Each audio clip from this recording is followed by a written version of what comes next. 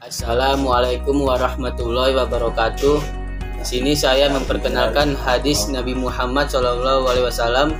Nama saya Abdillah Febriansyah Nasution, Fakultas Dakwah dan Komunikasi, Prodi Manajemen Dakwah. Semester 1, moto, jika orang lain bisa, maka kamu juga harus bisa melakukannya. Pembahasan hadis. Pengertian hadis. Kata hadis secara etimologi merupakan isim masdar dari kata kerja hadayasi,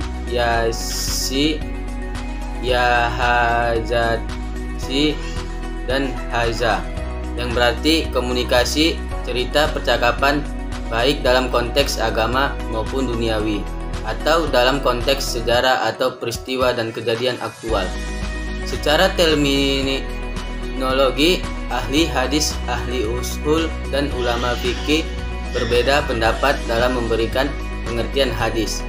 Di kalangan ahli hadis sendiri ada beberapa definisi yang antara satu dengan yang lainnya agak berbeda. Penggunaan kata hadis dari sudut kebahasaan. A. Komunikasi religius, pesan atau Al-Quran dan cerita duniawi atau kejadian alam pada umumnya. Yang ketiga, cerita sejarah atau historical stories. Yang keempat, rahasia atau percakapan yang masih hangat. Pengertian sunnah. Etimologi. Sunnah secara etimologi berarti jalan lurus dan berkesinambungan yang baik maupun yang buruk. Sunnah adalah sesuatu yang disandarkan kepada Nabi Muhammad SAW selain Al-Quran, baik berupa perkataan, perbuatan Nabi selain Al-Quran, baik berupa perkataan, perbuatan ataupun takrir yang pantas menjadi dalil hukum syara. Sedangkan menurut fuqaha, sunnah adalah hal-hal yang berasal dari Nabi Muhammad SAW, tapi hal itu tidak fardu dan tidak wajib. Pengertian khobar.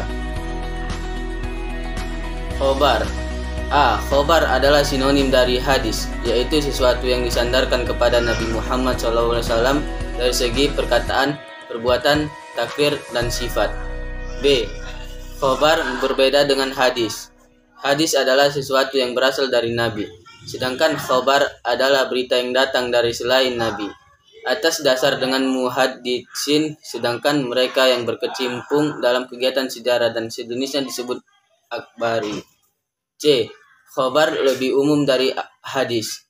Hadis adalah sesuatu yang berasal dari Nabi, sedangkan khobar adalah sesuatu yang datang dari Nabi atau dari selain Nabi atau orang lain. Pendapat ini, maka seseorang ahli hal hadis atau ahli al-sunnah. Pengertian atsar. Atsar secara etimologi berarti bakiyat al-syai, yaitu sisa atau peninggalan sesuatu. Sedangkan pengertiannya secara terminologi ada dua pendapat. Pertama, atsar adalah sinonim dari hadis, yaitu segala sesuatu yang berasal dari Nabi Muhammad SAW.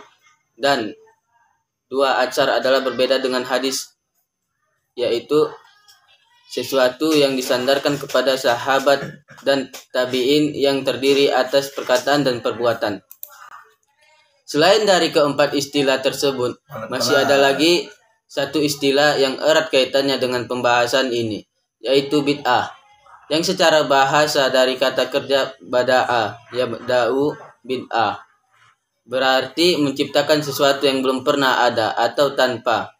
Contoh, makna ini dapat ditemukan dalam Al-Quran pada surah Al-Baqarah 117, yang Allah pencipta bumi dan langit. Adapun bid'ah menurut istilah adalah sesuatu yang diadakan manusia, baik berupa ucapan, perbuatan dalam masalah agama dan bukan berdasarkan Al-Quran dan sunnah Rasulullah SAW.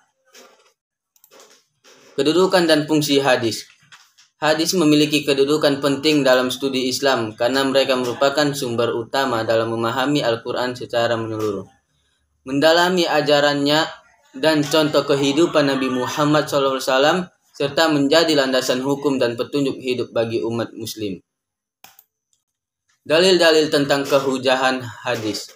Terdapat berbagai bukti dan landasan yang mendukung kehujahan hadis, seperti adanya mutawatir, bersanad, jelas dan terus-menerus, kesesuaian dengan Al-Quran, konsistensi dan teman ajaran, serta keteladanan dan kepercayaan para ulama dalam mengamalkannya. Sekian tugas PPT atau serta menjelaskan apa itu hadis. Assalamualaikum warahmatullahi wabarakatuh.